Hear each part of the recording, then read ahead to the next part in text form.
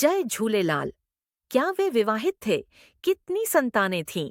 परिचय। जय झूलेलाल, जिन्हें सिंधी समाज के आराध्य देवता के रूप में पूजा जाता है, हिंदू धर्म के भक्तों, विशेष रूप से सिंधी समुदाय में गहरी श्रद्धा के साथ पूजे जाते हैं।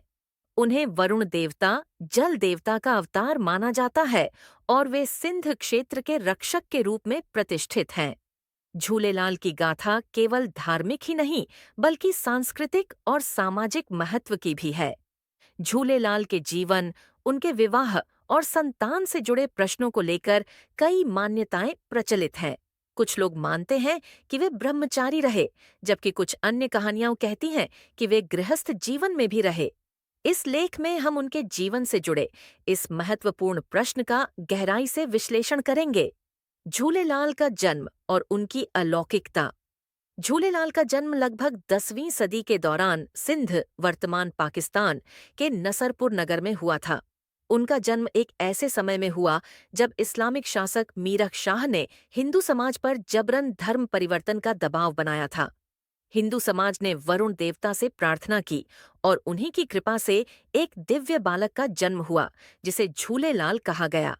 झूलेलाल जन्म से ही अलौकिक शक्तियों से युक्त थे।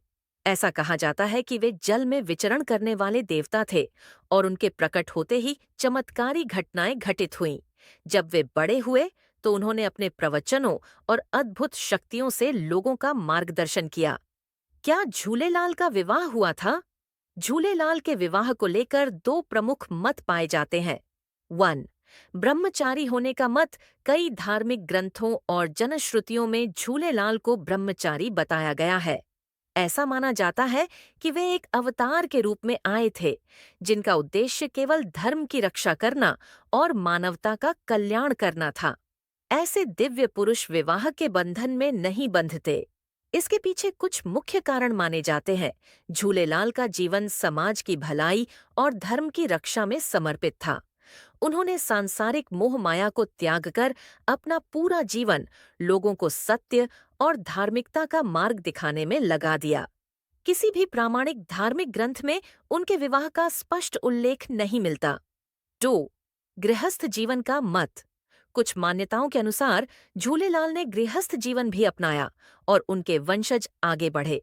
हालांकि इस पर कोई ठोस प्रमाण नहीं मिलता, लेकिन कुछ लोक कथाओं में उनके परिवार और संतानों का जिक्र आता है।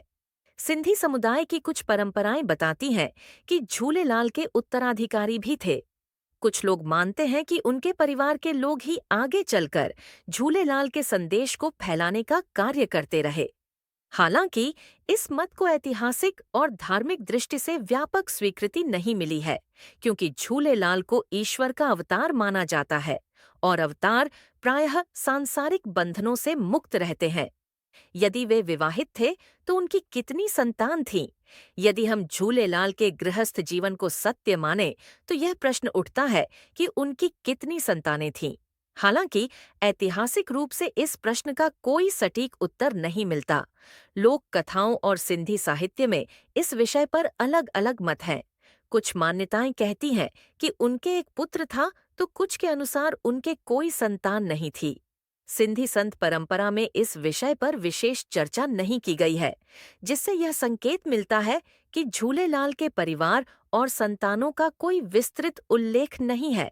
यदि उनके वंशज होते तो वे सिंधी समाज में विशेष रूप से प्रसिद्ध होते, लेकिन इतिहास में ऐसा कोई प्रमाण नहीं मिलता। इसलिए यह अधिक प्रबल मान्यता है कि झूलेलाल का जीवन पूरी तरह से भक्तों और समाज की सेवा में समर्पित था और उन्होंने परिवार या संतान का मोह नहीं किया। झूलेलाल की शिक्षाएं और उनके महत्व व्यक्ति नहीं थे, बल्कि वे एक सामाजिक सुधारक और न्याय के प्रतीक थे। उन्होंने निम्नलिखित संदेश दिए। 1. सत्य और अहिंसा का पालन। उन्होंने अपने अनुयायियों को सच्चाई और अहिंसा का मार्ग अपनाने के लिए प्रेरित किया। 2. सभी धर्मों का सम्मान। उन्होंने यह सिखाया कि सभी धर्म समान हैं और हमें एक दूसरे का सम्मान करना चाहिए। 3. जल का महत्व। वरुण देवता के अवतार होने के कारण वे जल को पवित्र मानते थे और इसका संरक्षण करने की शिक्षा देते थे। 4. भाईचारा और एकता। उन्होंने समाज को जाति और धर्म से ऊपर उठकर एक साथ रहने का संदेश दिया। झूलेलाल की विरासत और सिंधी समाज में उनका स्थान आज भी झूलेलाल सिंधी समाज के लिए एक पूजनीय देवता है। सिंधी समुदाय उनका जन्मोत्सव छेटीचंड के रूप में मनाता है, जिसे सिंधी नव वर्ष भी कहा जाता है। इस दिन श्रद्धालु झूलेलाल की पूजा अर्चना करते हैं और जल यात्रा निकालते हैं। झूलेलाल की शिक्षाएं आज भी प्रासंगिक हैं। वे न केवल धार्मिक दृष्टि से बल्कि सांस्कृतिक रूप से भी सिंधी समाज को एकजुट करने का कार्य करते हैं। उनका नारा जय झूलेलाल पूरी दुनिया में सिंधी समुदाय की पहचान बना हुआ है। निष्कर्ष झूलेलाल के विवाह और संतान के विषय पर निश्चित प्रमाण नहीं है। अधिकांश मान्यताओं के अनुसार वे ब्रह्मचारी रहे और उनका पूरा जीवन समाज के कल्याण में समर्पित रहा। हालांकि कुछ लोक कथाओं में उनके गृहस्थ जीवन का उल्लेख मिलता है, लेकिन यह प्रमाणित नहीं है।